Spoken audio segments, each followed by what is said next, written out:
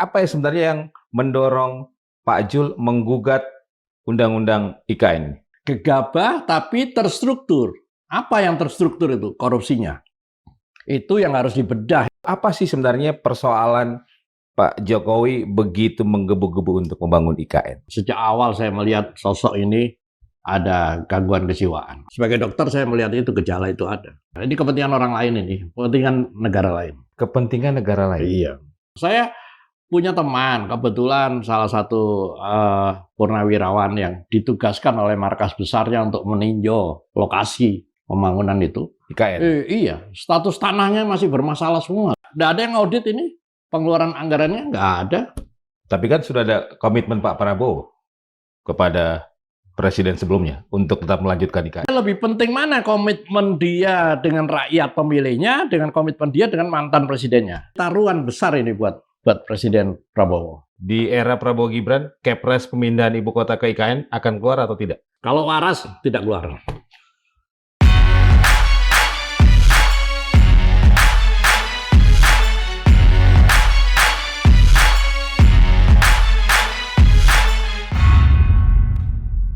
Assalamualaikum warahmatullahi wabarakatuh. Sobat Madilog, alhamdulillah Margi Sarif hadir kembali menemani Anda, dan di episode kali ini kami akan berbincang terkait putusan Mahkamah Konstitusi yang menetapkan daerah khusus ibu kota Jakarta sebagai ibu kota negara sebelum Presiden mengeluarkan keputusan Presiden atau Kepres tentang pemindahan ibu kota ke ibu kota Nusantara di Kalimantan Timur. Dan kami akan berbincang langsung dengan orang yang menggugat pemindahan ibu kota negara ke IKN Kalimantan Timur. Langsung saja saya sapa seorang aktivis senior kebangsaan, Dr. Zulkifli Ekomai. Pak Zul, matur suwun. Ya, terima kasih sama-sama. Sudah hadir. Pak Jul sebagai penggugat dengan amar putusan kemarin, Pak Jul merasa menang atau merasa kalah? Tidak ada kalah menang.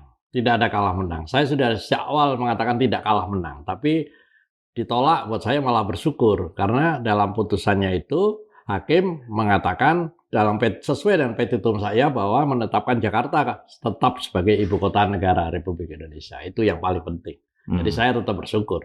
Biarin aja ada orang ngomong kalah, buat saya nggak penting. Yang penting negara ini punya ibu kota. Kan gitu. Dan itu yang pernah saya sampaikan dalam wawancara saya sebelumnya, bahwa ada apa ya kasus ijazah ini kok berlarut-larut. Jasa palsu Jokowi itu ternyata salah satunya kita tidak punya ibu kota, gitu. Satu-satunya negara di dunia tidak punya ibu kota, kan gitu. Oke, secara substansi apa ya sebenarnya yang mendorong Pak Jul menggugat Undang-Undang IKN?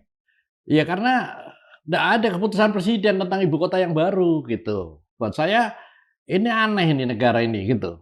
Ya kan? Jakarta sudah dicabut statusnya, ya. Makanya kan realita yang kita lihat kan tidak ada lagi sebutan daerah khusus ibu kota Jakarta, nggak ada. Daerah khusus Jakarta. DKJ. DKJ kan gitu kan. Tapi kan tidak ada yang peduli, dianggap biasa-biasa saja. Dan saya melihat secara realita pembangunan terus gitu. Ini ada skenario apa? Di IKN? Di sini.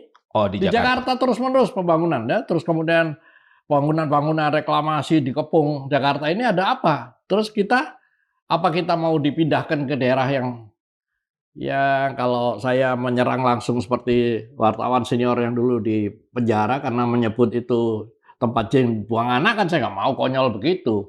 Iya kan? Saya tetap dengan upaya hukum, saya ngajukan gugatan ke Mahkamah Konstitusi sendirian, dan saya dibantu oleh pengacara Hadi Purnomo yang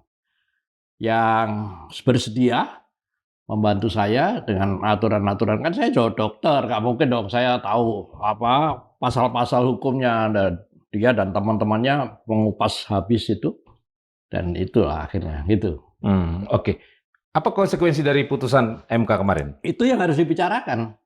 Kalau Jakarta ditetapkan kembali sebagai ibu kota negara, implikasinya banyak. Yang selama ini sudah dikatakan daerah khusus Jakarta, yang harus dikembalikan bagaimana sebagai status ibu kota negara itu apa, kan itu implikasinya yang perlu dipertimbangkan, yang perlu dipikirkan. Tidak bisa main-main kita dengan putusan MK ini, meskipun saya tahu ada banyak putusan MK yang tidak dijalankan, banyak sekali itu. Nah, ini saya terus terang agak galau, ini negara hukum atau bukan gitu loh. Itu kira-kira yang saya harus sampaikan dalam kesempatan ini adalah implikasi dari keputusan ini apa? Sudah siapkah kita, terutama yang bertugas sebagai pemerintah provinsi, daerah khusus ibu kota ini, kan banyak hal-hal yang harus dilakukan. Oke. Gitu. Kemudian bagaimana nasib IKN menurut Pak Jul? Sejak awal saya bilang bahwa ini gegabah tapi terstruktur. Nah, gegabah tapi terstruktur. Apa yang terstruktur itu? Korupsinya. Itu yang harus dibedah itu sebetulnya. Gitu. Korupsinya ini loh. Kan banyak hal ini yang saya terus terang selama ini tidak ada yang peduli dengan korupsi yang terjadi di IKN itu. Faktanya nyata kok. Dan kebohongannya yang dulu dikatakan bahwa ini ada investor yang nanti datang sudah sini, kan bohong semua. Ternyata kan pakai APBN. Nah, itu yang saya peduli di situ. Makanya saya gugat biar jelas gitu. Oke. Pihak otorita IKN menyatakan menghormati putusan MK, tapi pembangunan tetap berjalan di IKN Kalimantan Timur. Nah, dasar hukumnya apa? Kan itu yang saya khawatirkan. Apa berdampak ini keputusan MK? Kalau saya sih bersyukur bahwa ada MK memutuskan bahwa Jakarta tetap sebagai ibu kota negara Republik Indonesia, kan gitu. Jadi, tapi kan putusan MK kemarin belum titik. Artinya sampai Presiden mengeluarkan Kepres pemindahan ibu kota, Pak Jo. Di sini sebetulnya momentumnya buat Presiden yang sekarang. Ya kan? Dia mau nggak ini meneruskan kerusakan? Kan saya sudah sebut. Jokowi ini adalah dampak kerusakannya yang luar biasa. Apakah mau diteruskan? Kan gitu. Ini momentum sebetulnya buat Presiden yang sekarang ini. Dengan keputusan MK, dia punya dasar hukum untuk tidak meneruskan pembangunan IKN itu. Gitu. Buat saya ini momentum, tapi ya terserah dia kan. Tapi kan sudah ada komitmen Pak Prabowo kepada Presiden sebelumnya untuk tetap melanjutkan IKN. Buat saya lebih penting mana komitmen dia dengan rakyat pemilihnya, dengan komitmen dia dengan mantan presidennya. Kan itu. Masa lalu. Ini yang saya terus terang harus ini taruhan besar ini buat Presiden Prabowo. Mau mana yang dipilih? Demi kepentingan bangsanya atau kepentingan mantan presiden ini? Karena saya lihat satu-satunya loh mantan presiden yang masih bergerak terus. Yang lain ya pensiun sudah selesai lah. Ini enggak terus. Ini ada apa sebenarnya? Terus kemudian ketika saya mengatakan bahwa yang palsu itu adalah orangnya, Jokowi bukan Joko Widodo, ini siapa orang ini? Nah gitu, itu yang nggak perlu ditelusuri. Oke, menurut Pak Azul mengapa Presiden Prabowo belum mengeluarkan Kepres pemindahan ibu kota? Saya tidak tahu persis, tapi sebetulnya dia harus memanfaatkan momentum ini, gitu. Dan harus banyak pertimbangan, kan ada Bappenas segala, atau pertimbangannya mana yang lebih menguntungkan. Jangan ini gegabah ini, keputusannya itu gegabah. Saya punya teman, kebetulan salah satu purnawirawan yang ditugaskan oleh markas besarnya untuk meninjau lokasi pembangunan itu. IKN? Iya, status tanahnya masih bermasalah semua loh. Berarti kan ya gegabah lah, ngawur lah. Menurut saya ngawur ini sudah, ngawur. Nggak bisa mengelola negara dengan cara ngawur begini. Terus kalau sudah ngomong korupsi, saya paling emosi. Saya lihat kehidupan rakyat kita seperti apa. Korupsinya kayak begitu. Saya tahu ini nggak ada yang audit ini. Pengeluaran anggarannya nggak ada. Kalau Kepres belum dikeluarkan, artinya IKN digantung, Pak Jo? Nah, iya, enggak, tapi kan ibu kota tetap. Ya tergantung. DPR ini, yang saya sayangkan DPR ini loh. Masa nggak peduli sama sekali dengan kondisi-kondisi ketatanegaraan kita? Nggak ada yang keluar suara sama sekali dari Senayan itu. Itu yang saya sayangkan sebenarnya. Saya khawatir, kan saya pernah ngomong ya, kalau ada ketua, wakil ketua, lebih tinggi ketua, ya kan? Rakyat dengan wakil rakyat, lebih tinggi rakyat. Saya khawatir rakyat mengambil sikap loh. Itu yang saya khawatirkan. Saya sempat baca beberapa anggota dewan menyarankan untuk sementara IKN dijadikan seperti istana kepresidenan di beberapa tempat. Di Bogor, Cipanas, atau di Tampak Siring. Mubadir buat saya. Yang penting sekarang apa kepentingannya buat rakyat. Jangan terus presiden yang dijadikan, dia kan petugasnya rakyat, itu loh yang terbalik-balik. Rakyat yang harus diutamakan, rakyat kita menderita kok. Urusan pejabat kan itu, misalnya presiden pensiun dapat tanah, apa sih 5 tahun outsourcing ini kan, pegawai outsourcing 5 tahunan dapat jatah kan itu. Menurut Pak Jul, apakah putusan MK yang mengembalikan Jakarta sebagai ibu kota negara itu bentuk dalam tanda kutip evaluasi terhadap IKN? Saya berharap begitu. Tapi kita lihatlah, rakyat ini sudah saatnya rakyat berdaulat. Makanya saya memberanikan diri sebagai warga negara, saya sendirian, saya gugat. Untuk memancing yang lain-lain, ayo rakyat ini lebih punya hak untuk melakukan koreksi terhadap pemerintahan kita. Itu. Apakah juga mungkin pembangunan IKN dianggap beban bagi rezim Prabowo sehingga perlu dievaluasi? Kasat mata iya, secara kasat mata banyak yang tidak benar kok dalam proses pembangunannya. Iya kan? Banyak yang tidak betul.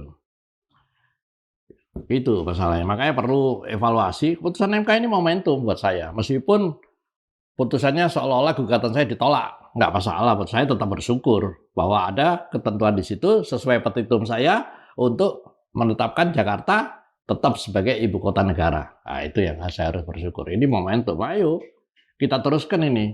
Gitu. Pak Jul melihat lebih jauh, apa sih sebenarnya persoalan Pak Jokowi begitu menggebu-gebu untuk membangun IKN? Saya kira ini ambisi pribadi aja. Megalomania kalau saya lihat. Sejak awal saya melihat sosok ini ada gangguan kejiwaan. Gitu. Ada waham kebesaran. Ya, misalnya raja itu cuma punya 1 kereta kencana, dia bawa 8 kereta kencana. Gitu. Ini kan perlu dievaluasi. Ya kan? Apapun dia orang nomor 1 loh. Nggak bisa bermain-main dengan keputusan-keputusannya. Banyak keputusan yang dibuat main-main menurut saya. Harus dievaluasi kembali oleh presidennya sekarang. Tapi terserah. Ya kan? Ambisi pribadi untuk apa menurut Pak? Ya megalomania namanya. Ya kan? Ambisi untuk berkuasa. Sampai ada sebutan Raja Jawa gitu kan. Nah, ini kan penjilat-penjilat di sekelilingnya. Ini yang mendorong-dorong orang ini kan disebut nih Raja Jawa. Apa? Ini kan, aduh. Nggak ada itu, sudah feodal itu, penjilat-penjilat itu, ya kan? Nggak ada, nggak perlu. Apakah karena Pak Jokowi ingin meninggalkan legasi yang... Legasi itu kan banyak hal yang harus dianukan untuk kepentingan bangsa ini, banyak. Misalnya Undang-Undang Dasar kita diganti, dia bisa meneruskan dekret Presiden 5 Juli 59 karena masih dipakai. Misalnya itu legasi positif. Kalau legasi ini yang berbau aroma korupsi ya bukan legacy namanya, persoalan yang ditinggalkan. Iya kan? Jadi apa yang ditinggalkan Jokowi dengan membangun IKN menurut Pak Zul? Kerusakan. Dalam hal? Dalam hal banyak hal, kerusakan. Udah institusinya rusak, ya kan? Dan kita lihat keputusan-keputusannya, tiba-tiba kayak orang nggak punya plan gitu kan. Nanti 17 Agustus kita adakan di sana, nggak jadi. Iya kan? Dan saya herannya tidak ada yang mengingatkan gitu loh. Kalau dulu ada Dewan Pertimbangan Agung di Undang-Undang Dasar kita yang lama. Ini nggak ada. Ada Dewan Pertimbangan Presiden. Nggak berlaku semua. Jalan aja sendiri dia. Kayak nggak merasa bersalah. Ini hikmah buat kita. Ini pelajaran besar buat kita. Ketika presidennya seperti Jokowi. Itu. Kalau kita mengambil hikmah. Menurut Pak Jul, Pak Prabowo terbebani dengan IKN? Saya kira iya, tapi dia harus punya keberanian gitu. Dan kita juga harus mengacu pada negara-negara lain. Mereka kan khawatir kalau presiden ini harus, mungkin satu saat ada presiden yang diadili, bisa saja. Karena banyak kok yang tertangkap itu, menteri-menterinya kan sudah ngomong, saya juga setor. Nah, ini kan fakta pengadilan. Tapi mana yang melakukan tindakan kelanjutan? Nggak ada. Itu yang saya heran sebetulnya. Pada bulan Januari yang lalu setelah resmi menjadi presiden, Pak Prabowo kan mengunjungi IKN. Itu Pak Jul membacanya sebagai apa? Saya melihat sebetulnya hanya untuk menghormati orang lain tapi berlebihan. Menghormati pendahulunya tapi berlebihan. Buat saya nggak penting, nggak perlu. Sudah selesai. Yang presiden yang lain sudah selesai. Bukan tindak lanjut komitmen antara Prabowo dengan Jokowi. Saya tidak tahu. Terus terang saya tidak tahu. Komitmen apa yang terjadi antara dua orang ini saya tidak tahu. Tapi buat saya, kalau komitmen itu merugikan bangsa dan negara, ya tentu orang-orang seperti saya yang akan menghentikan dengan cara aja. Gitu. Menurut Pak Zul, Pak Prabowo mau berkantor di sana? Saya kira enggak lah. Enggak mungkin lah. Jakarta ini sudah dibangun dengan segala yang paling saya khawatirkan adalah situs-situs sejarah di Jakarta ini akan dilupakan oleh generasi mendatang. Itu yang saya ngeri. Karena untuk menghancurkan satu bangsa, manipulasi sejarahnya. Sementara situs-situs bangsa kita ada di Jakarta semua. Di sana ada apa? Ada situs apa? Nggak ada. Itu yang saya khawatir. Ini kepentingan orang lain ini, kepentingan negara lain. Saya melihatnya begitu. Kepentingan negara lain? Iya. Karena kita sudah dikuasai. Setelah Undang-Undang Dasar kita diganti, itu semuanya serba liberal. Ini ngeri nih. Kalau generasi muda tidak tahu ini tentang masa depan bangsa kita, makin ngeri saya. Pak Prabowo tahu itu menurut Pak Zul? Seharusnya tahu. Gitu. Kalau tidak tahu malah tidak wajar kan gitu. Jangan dibalik kan. Seharusnya harus tahu. Gitu. Dan ini generasi muda harus terpicu ini. Untuk kepentingan mereka kok ini masa depan ini. Bukan kepentingan generasi saya udah selesai. Iya kan? Tidak ada pembiaran oleh pemimpin yang berkuasa dengan kekhawatiran tadi itu. Saya tidak melihat skala prioritas gitu loh. Skala prioritas itu tidak ada. Itu setelah dihilangkannya GBHN. Kalau dulu kan ada GBHN di dalam Undang-Undang Dasar kita yang lama. Ada GBHN, sehingga presiden itu hanya mandataris. Dan itu kalau ada mandataris yang melanggar GBHN, langsung di-impeach, kan gitu. Sekarang nggak bisa. Iya kan? Ibaratnya konyolnya ini, tiba-tiba seorang presiden di BCI atau punya inspirasi mendadak, ayo langsung jalan, ayo langsung jalan. Nggak punya skala prioritas. Itu yang saya ngeri. Nggak ada kompasnya? Nggak ada. Nggak ada, udah tersesat terlalu jauh.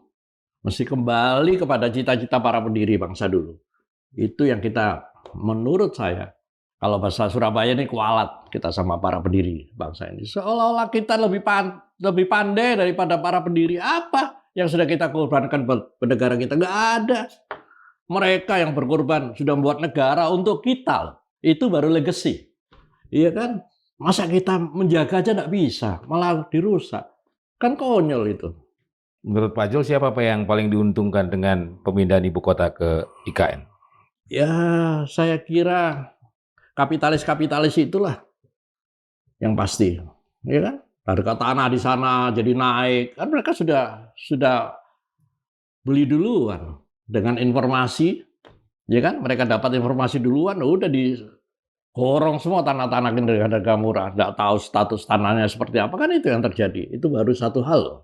Belum hal yang lain. Untuk pembangunannya, kontraktornya, ini sudah berjamaah ini.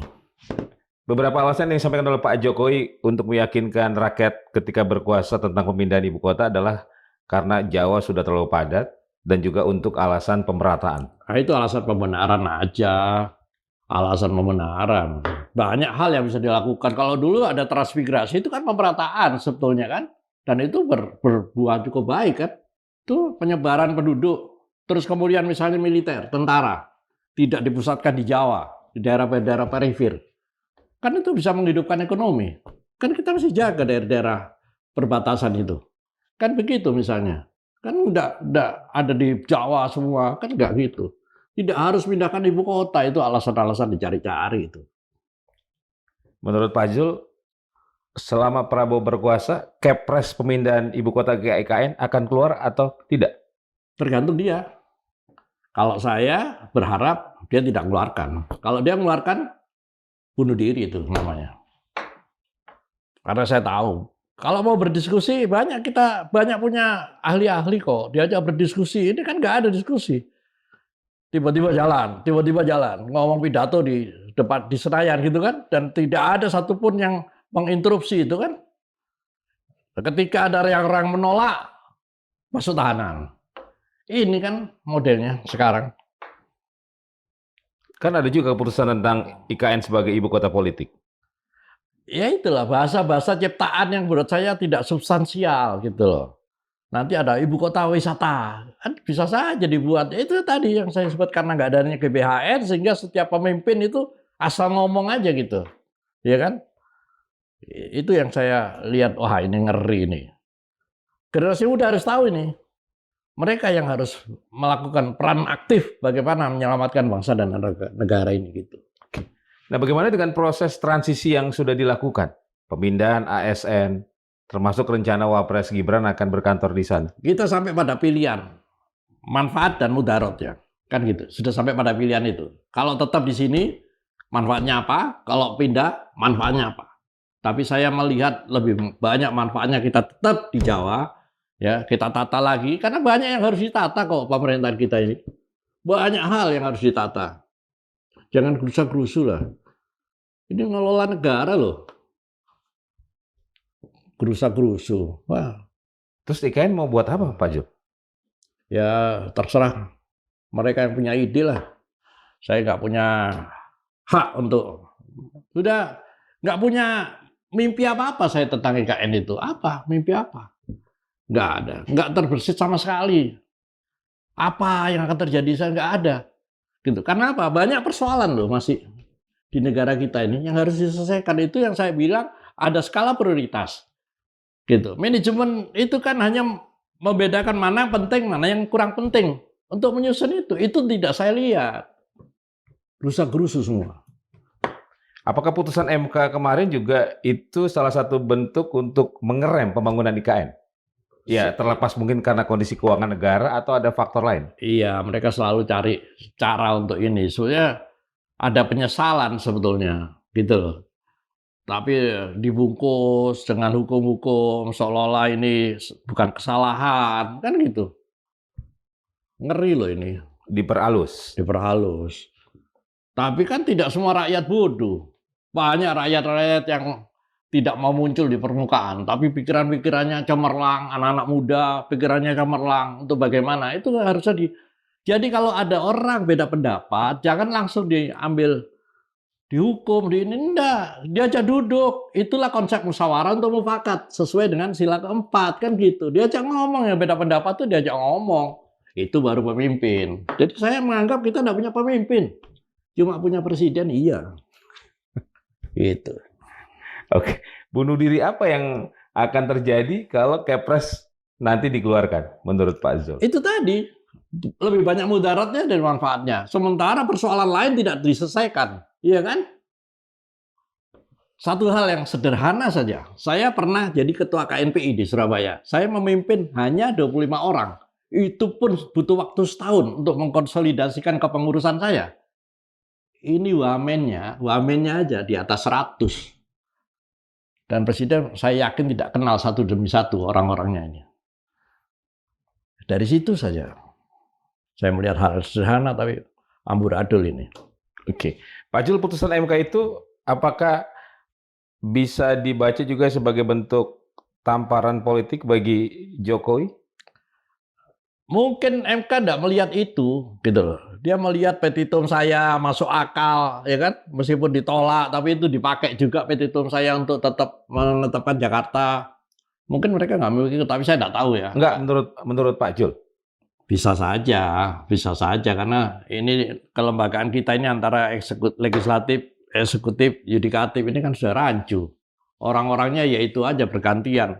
Ini dipindah sini, ini dipindah sini kan gitu. Kan orang-orang partai politik semua. Yang merusak republik ini kan partai politik. Sebagai pencetus ide dan orang yang memiliki ambisi untuk pemindahan ibu kota, apakah putusan MK itu bisa menjadi tamparan tersendiri bagi Pak Jokowi? Kalau melihat karakternya dia tidak pernah merasa bersalah, dia benar terus, gimana? Itu tadi masalah kelainan jiwanya itu. Udah sudah tidak perlu saya tutupi lah ada kelainan. Kelainan kepribadian, kelainan kejiwaan, biarin aja. Saya sebagai dokter saya melihat itu gejala itu ada. Oke, dan menurut Pak Jul putusan MK ini nanti ada konsekuensi dalam konteks pembangunannya, termasuk anggarannya nanti dari. Harus dong.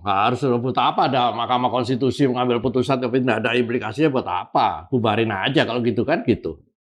Iya kan? Buat apa ada kalau setiap keputusan lembaga hukum dibiarkan berlalu. Wah, ya sudah, buat apa? Main-main namanya itu.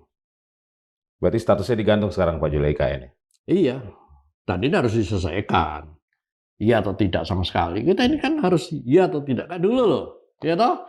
Merdeka atau mati. Kan gitu. Jangan atau. Ya kalau nggak merdeka ya mati kan gitu. Jangan atau. Nah kalau digantung juga kan ada Ya konsekuensinya. itu, atau itu. Nggak, saya khawatir rakyat ini yang lama-lama kesel juga loh. Lihat apa tontonan-tontonan yang menggelikan itu, buat saya rakyat nggak diem loh. Saya tahu mereka mulai ya mengkonsolidasikan diri. Nah, itu harus jangan nanti kalau ada yang pendapat rakyat pengen melakukan sesuatu represif, nggak boleh begitu. Ini negara yang berkemanusiaan yang tidak beradab kok. Itu tadi musyawarah untuk mufakat lah. Dan Pak Jul mendorong agar ada upaya hukum terkait potensi-potensi pelanggaran dari pembangunan IKN. Iya, harus itu, mutlak itu. Misalnya konkretnya dalam bentuk apa Pak Jul? Ya korupsinya dong. Kan bisa diaudit, ada BPK segala, itu kan bisa lakukan, ya kan? Gampang kalau mau niatnya, ada niat gampang. Karena nggak ada niat sih memperbaiki, kan itu persoalannya. Sudah tahu ini, dibiarkan aja. Siapa yang harus bertanggung jawab jika nanti itu terbukti? Nah, kalau lihat sistem sekarang ya presiden. Kalau lihat sistemnya sekarang, kan kita sistemnya presidensial. Enggak dalam konteks tadi itu, ide IKN dan proses pembangunannya. Saya kira lembaga-lembaga hukum tahu kok siapa yang harus bertanggung jawab gitu. Maksud saya ngajarin kan nggak pantas ya kan. Pasti tahu mereka, ada penyimpangan pasti tahu. Gampang sekali kok. Dari konsistensi omongan pejabatnya kan kelihatan. Termasuk akan sampai ke mastermind-nya menurut Pak? Iya harus. Mungkin kita harus lakukan itu. Negara lain bisa, masa negara kita nggak bisa? Kan gitu. Itu aja menurut saya. Itu mutlak itu. Nggak bisa dibiarkan. Menurut Pak Zul, rakyat hari ini masih konsen dengan IKN atau tidak? Saya kira enggak. Rakyat nggak mikirin, dia sedang berkutat dengan kehidupannya masing-masing rakyat ini. Dulu kan di era Pak Jokowi ada euforia kan? Itu didesain itu. Saya yakin itu didesain. Rakyat nggak peduli dengan itu, mau ngapain mereka? Kan didesain. Sampai ada istilah tembok ratapan Solo, itu kan didesain. Kan kita jangan dibodohin lah yang gitu-gitu. Udah masa lalu itu. Udah hentikan aja yang begitu-begitu. Kita berpikir yang lebih besar, bagaimana menyelamatkan bangsa dan negara kita itu. Oke. Bagaimana dengan harapan masyarakat, terutama masyarakat di Pulau Kalimantan, lebih khusus lagi di Kalimantan Timur misalnya kan? Mereka kan sebenarnya udah ada harapan juga setelah pemindahan atau pembangunan IKN ini. Saya juga nggak tahu apa betul ada yang berharap kan? Yang tanah-tanahnya hilang, apa juga berharap? Ya enggak dong. Itu kan framing semua. Seolah-olah rakyat sana berharap, senang. Enggak, belum tentu. Belum tentu. Saya kira rakyat yang tanahnya diambil, banyak kok yang protes. Bisa jadi sebaliknya? Iya, bisa jadi sebaliknya, senang. Yang penting hak saya dikembalikan. Kan selesai. Termasuk dari aspek lingkungan ya? Iya. Aspek lingkungan, budaya. Iya, budaya. Kan kita kayak negara, bangsa tidak beradab jadinya. Gitu loh. Yang urusan-urusan ini kan yang tanah adat disingkirin, itu nggak beradab kita. Peradaban kita jadi apa terusan gitu loh. Itu yang saya terus terang gelisah saya dengan keadaan ini. Terakhir Pak Jul, langkah apa lagi yang akan dilakukan Pak Zul dan kawan-kawan dalam mengawal putusan MK ini? Saya selalu berdiskusi dengan ya orang-orang yang saya anggap masih peduli pada bangsa dan negara kita. Selalu rutin saya berdiskusi. Saya setiap hari jalan menemui mereka 3-4 tempat saya datengin. Ya, saya kira saya belum sampai pada keputusan apa yang saya lakukan, tapi yang jelas saya bersyukur bahwa langkah saya ini ada hasilnya gitu. Meskipun secara ini seolah-olah ditolak, nggak apa-apa, saya nggak apa-apa. Kalau nggak gitu kan diam-diam aja semua. Gitu. Oke. Sekali lagi nih Pak Jul, di era Prabowo Gibran, Kepres pemindahan ibu kota ke IKN akan keluar atau tidak? Dalam intuisi seorang Dr. Zulkifli Eko May. Kalau waras tidak keluar. kalau waras tidak kembali. Iya. Iya. Terima kasih, Pak Jul. Demikian Sobat Madilog perbincangan saya bersama Dr. Zulkifli Ikomai, seorang aktivis senior kebangsaan yang juga merupakan penggugat terkait pemindahan ibu kota negara ke IKN Kalimantan Timur yang kemarin sudah ada hasilnya ya, di mana MK memutuskan menetapkan daerah khusus ibu kota Jakarta sebagai ibu kota negara sampai Presiden mengeluarkan Kepres tentang pemindahan ibu kota ke IKN Kalimantan Timur. Semoga bermanfaat. Saya Margi Sari pamit. Wassalamualaikum warahmatullahi wabarakatuh. Waalaikumsalam warahmatullahi Pak Zul, matur suwun. Ya, sama-sama.